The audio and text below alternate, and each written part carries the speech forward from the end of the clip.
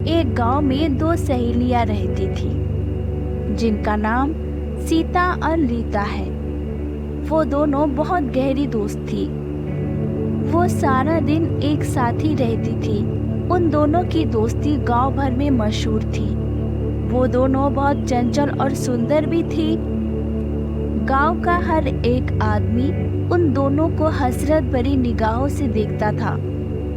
एक दिन सीता का मामा गांव आते हैं और सीता उसे देखकर खुश होकर बोलती है, मामा जी, इतने सालों बाद आपको मेरी याद कैसे आ गई? याद तो आनी ही थी। अरे सीता, तुम्हारी मामी ने तुम्हें बुलाया है। वो तुम्हें बहुत याद कर रही है। और चिट्टू का भी 2 दिन बाद जन्मदिन है ना, और वो भी तुम्हें याद कर रहा है। मैं तुम्हें ले जाने के लिए आया हूँ। सीता ये सुनकर बहुत खुश हो जाती है। वो रीता से कहती है, चल रीता, तू भी हमारे साथ चल। मेरा वहाँ अकेला मन नहीं लगेगा। जरूर चलती सीता तेरे साथ। मन तो मेरा भी कर रहा है, लेकिन घर में माँ बीमार है और वैसे भी कुछ दिनों की तो बात है, तू तो आ जाएगी। सीता अपनी मामा के साथ शहर चली जाती है और रीता अकेली रह जाती है। गांव का 2 बिगड़ा हुआ लड़का मुकेश और रितेश रीता पर बुरी नजर रखते थे। एक दिन गांव के तालाब के वहां बैठी हुई रीता अपने दोस्त सीता की याद कर रही थी और अचानक मुकेश और रितेश की नजर अकेली बैठी हुई रीता पे नजर पड़ती है। मुकेश रितेश से हंसता हुआ कहता है, देखो रितेश भाई, आज तो तुम्हारी भाभी अकेली है। यही मौका है, क्यों ना मैं अपने बात तुम्हारी भाभी से कह दूं। चुप कर फटीचर आदमी, वो मेरी भाभी नहीं, तेरी भाभी है। कभी अपनी शक्ल देखी है आईने में? फटा हुआ अंडा लगता है तू। मुकेश भाई, लेकिन उसकी दोस्त सीता यहाँ नहीं है ना, हम लोग इसीलिए जगड़ रहे हैं। अगर वो भी यहाँ होती तो हम दोनों एक एक से दोस्ती कर लेते। पर तुझे क्या लगता है, सीता यहाँ होती वो भी हमसे दोस्ती करने के लिए मान जाती? ये सब कह के दोनों छिछोरी हंसी हंसने लगती है और दबे पांव रीता की ओर चलने लगते हैं। वहाँ पर जाके खड़े हो जाते हैं। अचानक रीता की नजर उस पे पड़ती है। वो गुस्से से उन दोनों की ओर देखकर कहती है, तुम दोनों यहाँ क्या कर रहे हो? तुम यहाँ अकेली बैठी थी, इसलिए हम दोनों सोच रहे थे कि तुम्हारा अकेलापन दूर किया जाए। क्यों ना तुमसे दोस्ती कर लिया जाए। अपनी बकवास बंद कर। मुझे ज्यादा परेशान करेगा ना तो मैं मुखिया जी से शिकायत कर दूंगी। अभी परसों ही तो तुम दोनों चप्पल से पीटे हो, फिर भी अपने छिछोरे हरकतों से बाज नहीं आते। चले जाओ यहाँ से। रीता का बात सुनकर मुकेश और रितेश बहुत गुस्से में हो जाते हैं। मुकेश गुस्से से रितेश को कहता है, मुकेश भाई, ये कुछ ज्यादा नहीं बोल रही है, जिससे अपनी भाभी बनाकर ही छोड़ो। हाँ।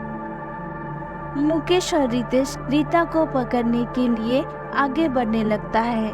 रीता भी जैसे भागने के लिए अपने कदम बढ़ाए कि उसका पैर किसी पत्थर से टकरा जाती है और उसकी वहीं पर मौत हो जाती है। ये क्या किया तुमने मुकेश भाई? तुमने तो इसे मार दिया। अबे कैसी बात कर रहा है तू? ये तो बचने के लिए भागी थी। मैं तो बस इसे डराना चाह रहा था। जे क्या पता ये मर जाएगी। अब ये सब बातें छोड़ो, एक काम करो, इसकी लाश तालाब में फेंक दो। ये गांव वालों की नजर इस पे पड़ गई तो हम दोनों के लेने के देने पर जाएंगे और सभी गांव वालों ने भी हम दोनों को तालाब किया देखा है। हाँ, तुम सही कर रहे हो रितेश, हमें ऐसा ही करना चाहिए। वो दोनों रीता की लाश तालाब में फेंक देता है कुछ दिन बाद सीता वापस गांव आती है और आकर वो रीता को मौजूद नहीं पाती है। सीता रीता को हर जगह ढूंढती है मगर रीता कहीं भी नहीं मिलती।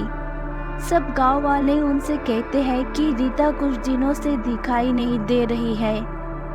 सीता रीता की माँ से भी पूछती है, माँ रीता क्या कहीं गई हुई है क्या? मैंने हर जगह ढूंढा है उसको पर वो कहीं भी नहीं मिली। अरे नहीं बेटी, मैं कुछ दिनों से ही परेशान हूँ। मुझे लगा था कि वो शहर चली गई है क्योंकि वो तेरे बगैर रह नहीं पाती थी ना। ठीक है माँ, तुम परेशान मत हो, वो आ जाएगी घर। उदास होकर सीता भी उस तालाब के वहाँ पे जाके बैठ जाती है जहाँ पर रीता की मौत हुई थी। सीता उसे रो रो कर याद कर रही होती है। मेरी प्यारी सहेली रीता, तू कहाँ चली गई? मैंने तुम्हें हर जगह ढूंढा लेकिन तुम कहीं नहीं मिल रही। आखिर कहाँ हो तुम? तुम्हारे बगैर मुझे बिल्कुल भी अच्छा नहीं लग रहा। रीता, तुम कहीं भी हो, वापस आ जाओ। अचानक वहाँ पर रितेश और मुकेश आ जाते हैं और उसकी नजर सीता पर जाती है। मुकेश रितेश की तरफ देखकर कहता है, देख रहा है रितेश, सीता रीता से भी ज्यादा खूबसूरत है। आज तो मैं उसे तेरी भाभी बनाकर छोड़ूंगा। कहीं तुम पागल तो नहीं हो गए? मुकेश भाई, अभी कुछ दिन पहले इसकी दोस्त रीता यही मरी थी। हमें यहाँ से चलना चाहिए, कुछ ठीक नहीं लग रहा है। तू तो हमेशा से ही डरपोक रहा है। अरे जो मैं इसके दोस्त के साथ नहीं कर पाया, इसके साथ जरूर करूँगा। इतना कहकर रितेश और मुकेश सीता की ओर चले जाता है। सीता उन दोनों को देखकर चौंक जाती है। अरे कैसी हो मेरी जान? लगता है यहाँ पर बैठकर अपने दोस्त को याद कर रही हो। कभी कभी हमें भी याद किया करो। मुकेश ये बात कही ही थी कि चारों तरफ तूफान चलने लगता है और तालाब के अंदर से अजीब अजीब डरावनी आवाज आने लगती है। ये देखकर मुकेश और रितेश बहुत घबरा जाते हैं और देखते ही देखते तालाब के अंदर से एक भयानक चुड़ैल निकलती है और मुकेश और रितेश की गला पकड़ लेती है। क्या बात है मेरे राजा, आज मुझे देखकर प्यार नहीं आ रहा है? आज मुझे देखकर प्यार नहीं करोगी? चुड़ैल, अरे मुकेश भाई, ये कहाँ से आ गई? हाँ, मैं चुड़ैल हूँ। मैं उसी वक्त चुड़ैल बन गई थी जिस वक्त तुम दोनों ने मुझे तालाब के अंदर फेंक दिया था। मैं कब से तुम दोनों का यहीं पर इंतजार कर रही थी। मैं अगर चाहती तो तुम दोनों को गांव में आकर भी मार देती थी, लेकिन मैं तुम दोनों को इसी जगह पर मारना चाहती हूँ। पर अब तुम दोनों मेरे हाथ से नहीं बचोगे। मुकेश और रितेश ने चुड़ैल से बहुत विनती की, लेकिन उसके बाद चुड़ैल एक भी नहीं सुनी और उन दोनों का सर से धड़ अलग कर दिया। सीता ये सारी घटनाएं बहुत गौर से देख रही थी। उसने चुड़ैल से डरते डरते कहा है, मुझे मत मारना चुड़ैल जी, यहाँ पर मेरी दोस्त अकेले अक्सर बैठ जाती थी। मैं उन्हीं की याद में यहाँ पर बैठी हुई थी, मुझे जाने दो। चुड़ैल सीता के करीब आती है और उसने सीता से कहा, कैसी हो मेरी प्यारी सीता? तुम जिसे याद कर रही थी वो और कोई नहीं, मैं ही हूँ।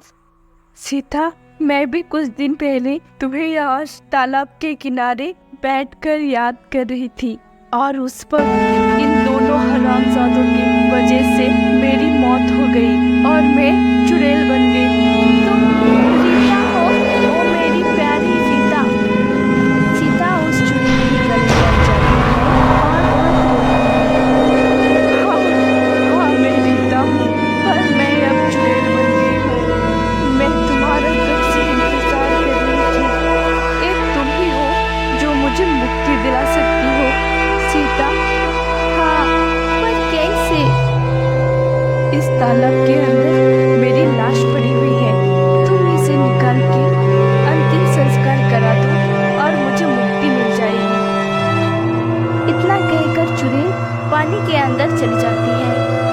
सीता पूरे गांव वालों को इकट्ठा करके मुकेश और रितेश की सारी करतूत बताती है। गांव में से एक औरत उस चुड़ैल को कहती है, तुम्हारे साथ बहुत गलत हुआ रीता।